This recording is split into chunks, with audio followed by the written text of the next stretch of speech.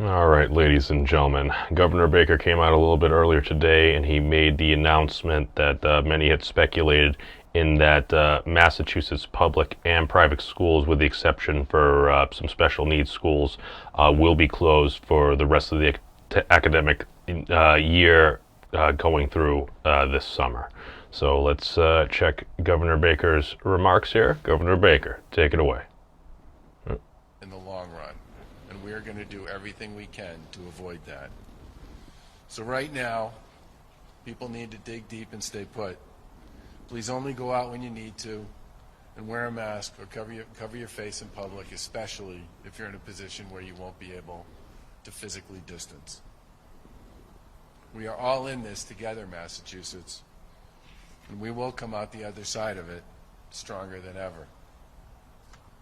With respect to testing, yesterday the Commonwealth conducted 7,157 new tests. That brings us to a total of around 169,000 tests. The state reported 1,566 new cases of COVID-19. The last few days we have seen fewer positive cases day to day, but it's too soon to draw a conclusion from that data. First, a few days does not represent a trend. We've said that many times.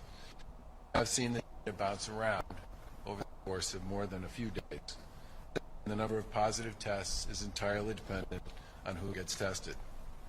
What I mean by that is the daily test totals don't represent necessarily what's happening across the entire Commonwealth. For example, we've prioritized testing for nursing homes and hotspots, which obviously affects the number of positive tests we get when we test. One piece of data that we watch very closely is the number of hospitalizations for COVID-19, and we are still seeing an increase here. On personal protective equipment, we were pleased to receive 400 ventilators from New York on loan. We reached out to Governor Cuomo's office in New York last week. They're on the other side of the surge, and they were kind enough to... Yeah, sorry about that. This is actually coming in from us, from viewers like you, from PBS's footage, and it was a little bandwidth issues there earlier, I think. So continue, Governor. ...lend Massachusetts this life-saving equipment during our surge, and for that, we are enormously grateful. As of yesterday, we've delivered over 5 million pieces of personal protective equipment, and our command center is communicating daily with hospitals and medical professionals around the Commonwealth to monitor the capacity of our hospitals. As of the end of the day yesterday, there were approximately 18,100 available beds statewide. Approximately 3,800 beds are occupied for patients with COVID-19.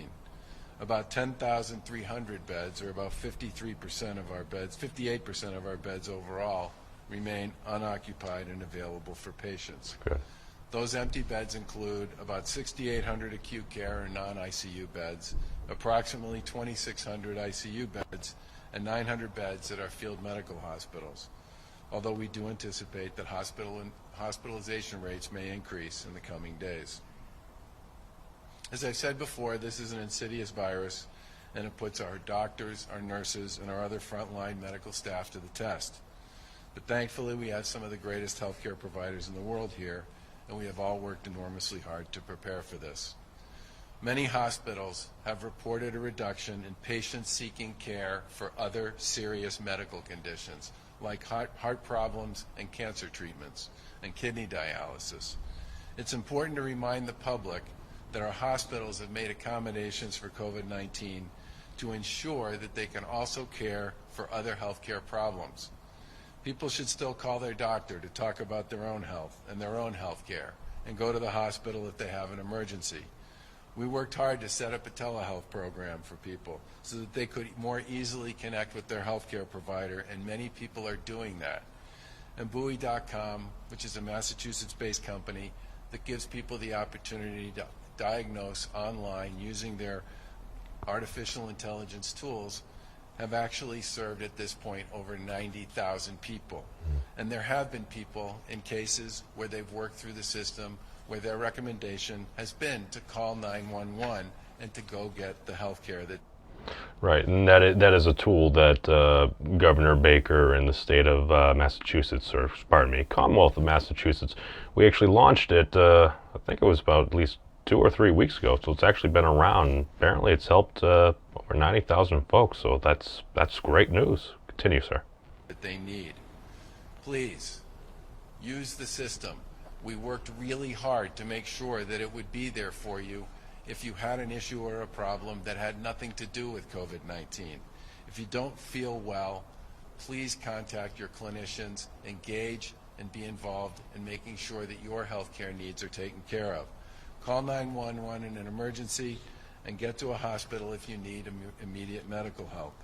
We don't want people getting sicker or exacerbating an illness or an injury because they have concerns about the healthcare system's ability to meet their needs. Folks are there. Folks want to serve. That's what all this preparation was all about. Today, with respect to schools, today our administration is announcing that all public and private schools will remain closed through the end of the school year. Remote learning will continue in all districts. This does not apply to residential special education schools. This is a big decision, and the Lieutenant Governor and I have spent tons of time talking with Secretary Jim Pizer, Commissioner Jeff Riley, and many of our leaders in local communities about this decision across the Commonwealth. It's the right thing to do considering the facts on the ground associated with the COVID-19 pandemic. And at this point in time, there is no authoritative guidance or advisories with respect to how to operate schools safely and how to get kids to and from schools safely. We believe students, therefore, cannot safely return to school and avoid the risk of transmitting this virus to others. As we've said before, closing the actual school buildings for the year does not mean it's time to start summer vacation early. We're making this decision to allow school districts to plan through the end of the year to offer remote learning for all students. This includes students with special needs and English language learners. Massachusetts is home to some of the brightest students in the nation, and this pandemic has upended their lives as well. Being away from their friends, their teachers, their sports, and other important resources, for many of them, all of them, has been a terrible loss. School administrators, principals, and teachers have worked hard to create curriculums and materials and to help their students keep learning at home under these very difficult circumstances. We appreciate how challenging it is to be apart from your students and still find ways to keep them motivated and committed to their studies. The Department of Elementary and Secondary Education is taking additional steps to boost remote learning efforts for the remainder of this school year. The department will start preparing for summer learning, especially for students at risk of falling behind grade level, to ensure a strong start for all students in the fall. In the immediate future, the department will launch a remote learning initiative that will provide more tools for teachers and students to utilize from home. The department will also launch an advisory group comprised of school officials, students, parents, and business leaders to work on creating more resources for schools. Commissioner Riley will expand more on the details of this shortly. School closures also put a tremendous strain on parents and guardians at home.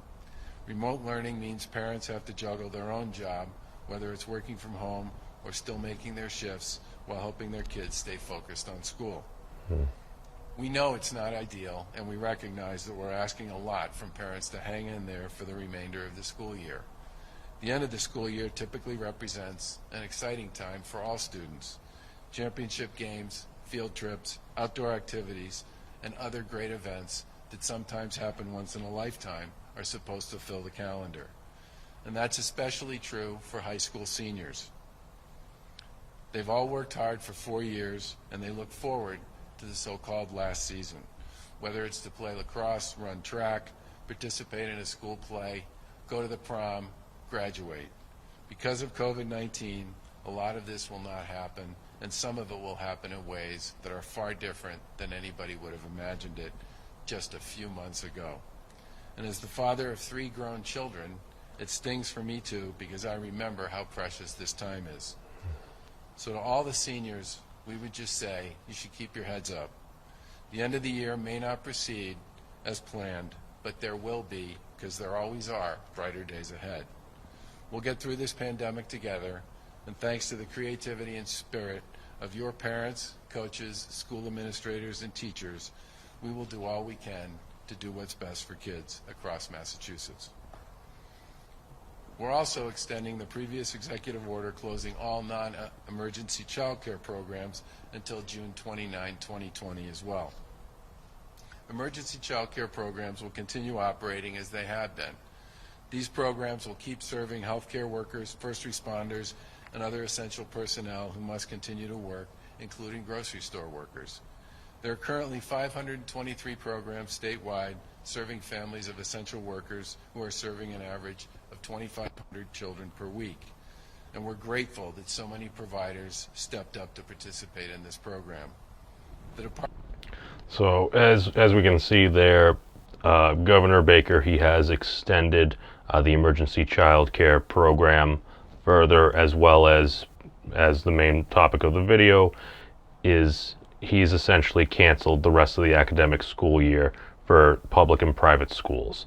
Certain special needs institutions shall still operate as somebody that did work within that field, not directly, but within that field. A lot of these programs may also have a residential component as well, so they may also be 24-hour care facilities for these individuals. But you heard it here. Many had speculated on it. Many, including myself, tended to think this is the way to go as far as a responsible decision, but there's a lot that goes into it. And as of today, for 2020, Governor Baker announced that the rest of the school year in person is canceled. Telelearning shall continue, but it's rough for all those within the school system. The kids, the teachers, the administrators, and just everyone else that's involved there, the parents, guardians. This affects everybody. Haven't seen anything like this in my lifetime, and just gonna have to do the best we can. So, hey, thank you all for watching. Peace out, everybody. Stay safe, and long live the elbow bump.